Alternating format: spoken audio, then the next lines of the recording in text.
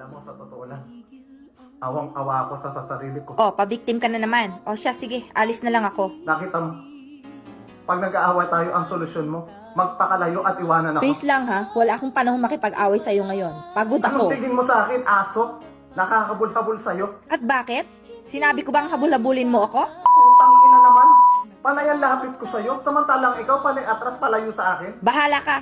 Huwag mo akong guguluhin ha. Gusto ko mapag-isa. Kung nga yan ang gusto mo, nakikita mo yung pintuan, umalis ka. Oo, aalis ako. At hindi mo na kailangan bumalik pa. Sure. Sinong tinakot mo? Dahil akong bahalang susundo sa'yo. Promise yan.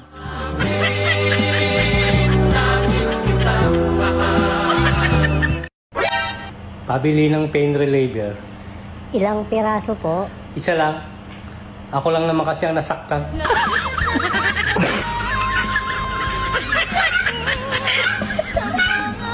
Walang mahirap sa taong nagsusumikap. Walang imposible sa taong porsigido at desidido. Walang madali sa buhay, pero lahat ay hindi yan imposible. Kung i-align mo lang ang mindset mo, lahat kaya mo at walang imposible sa'yo. Ang totoo, ikaw lang din naman ang magbibigay ng limitation sa sarili mo. Kung sasabihin mo sa sarili mo na hindi mo kaya, kahit 1,000 tao pa ang mag-push sa'yo at magsabi sa'yo na kaya mo, for sure hindi mo talaga kaya yan. Pero kahit 1,000 tao ang pumigil sa'yo at magsabi na hindi mo kaya, kapag ikaw naniniwala ka sa sarili mo at sinasabi mo na kaya mo, 100% kaya mo talaga yan.